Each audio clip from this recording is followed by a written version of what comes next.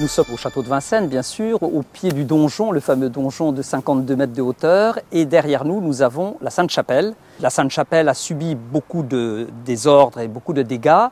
Le dernier événement grave qui l'a affecté, c'est la tempête de 99. L'élément déclencheur des études que nous menons actuellement, c'est la chute d'une gargouille qui est tombée sur en façade sud en janvier 2009, d'où la nécessité immédiatement de vérifier l'ensemble des superstructures pour nous apercevoir que finalement toutes ces superstructures étaient extrêmement altérées.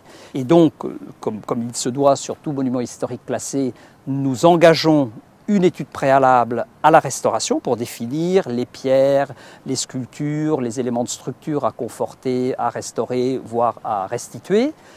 Et c'est là qu'intervient la technologie du relevé photogrammétrique. Graphica Patrimoine a été créé il y a une quinzaine d'années pour faire du relevé spécialisé dans les monuments historiques et œuvres d'art. Nous sommes des tailleurs de pierre restaurateurs monuments historiques de formation à la base et on a commencé à faire des relevés dans les entreprises de restauration sur l'échafaudage pendant les travaux. Et on en est arrivé donc il y a on va dire une petite dizaine d'années au premier scanner laser.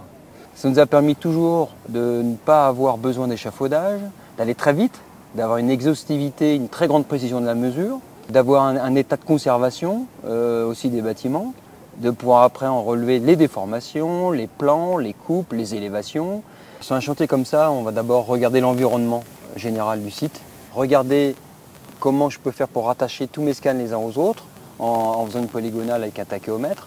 Je vais positionner aussi des cibles ou des sphères pour recaler, repositionner tous mes scans entre eux pour avoir après tout l'édifice ou la partie de l'édifice dans le même environnement, dans le même système de coordonnées. Après, je viens avec le scanner, je me positionne aux endroits que j'avais préalablement prévus, et là, je vais enchaîner toute une série de scans avec plus ou moins de précision selon les zones qui vont correspondre aux restitutions qu'on va faire. Donc nous, on fait des relevés très précis au 20e qui permettent de localiser les pathologies, de les nommer, qui va permettre de faire un cahier des charges, qui va permettre à un économiste d'avoir un vrai métré. Donc le métré va permettre de faire un chiffrage précis pour le maître d'ouvrage qui a besoin lui d'avoir un budget. C'est des éléments de référence qui mettent tout le monde d'accord à partir du moment où ils sont faits avec précision et rigueur. Donc là, on revient dans nos bureaux donc, à Joinville-le-Pont où là, on va traiter toutes les données acquises sur le site. Et là, dans ce cadre-là, on va utiliser différents logiciels pour orienter les points, les caler. Une fois que ça c'est fait, on a plusieurs façons de les traiter, ces nuages de points-là. Soit on les intègre directement dans AutoCAD pour faire des mesures dans AutoCAD, soit on l'amène dans d'autres logiciels pour réaliser des ortho-images ou d'autres types de mesures qui vont nous permettre dans AutoCAD de faire tous les dessins derrière. On peut calculer les ortho-images, sortir des sections, des coupes, enfin toutes sortes d'éléments. On peut y rajouter à ça aussi de la photogrammétrie qu'on peut caler dans le même système de coordonnées. On met 2 jours, mettons, à faire le travail sur le terrain. Et là, dans ce cadre ici de restitution, il y a 3-4 mois de boulot pour 2 jours d'acquisition. Pourquoi? Parce qu'on va aller très très loin dans le détail, dans l'analyse, et on va vraiment décortiquer tout le couronnement de l'édifice, et ça nécessite déjà énormément de prise de vue sur place. On doit avoir à peu près entre 4 et 8 gigas de photos, et peut-être 1 milliard de points en coordonnées. Et donc c'est tout le traitement qui va être très très long. Et donc là, la phase de bureau va être très organisée et planifiée pour mener à bien le projet. Généralement, on va être entre 1 et 5% du budget. On sait que par contre, il y a une économie puisqu'on va rapprocher à 2-3% l'estimation des travaux.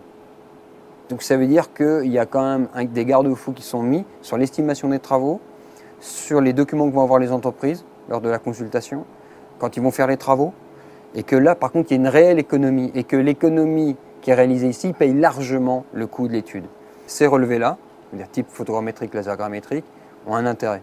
On a un archivage tridimensionnel d'un édifice à un instant T. On peut de ça faire donc de la mise en valeur du patrimoine, soit en recréant un modèle 3D qui permet d'expliquer avec un niveau pédagogique comment est construit le bâtiment, qui permet de restituer un état antérieur ou postérieur en cas de projet de réhabilitation par exemple, ou modification. Et ça va permettre avec tous ces modèles tridimensionnels d'évoluer vers la réalité augmentée, tous des produits qu'on va trouver maintenant en contenu disponible sur prochainement iPad et compagnie, d'avoir des outils de vulgarisation et de mise en valeur très pédagogiques. Et c'est une base.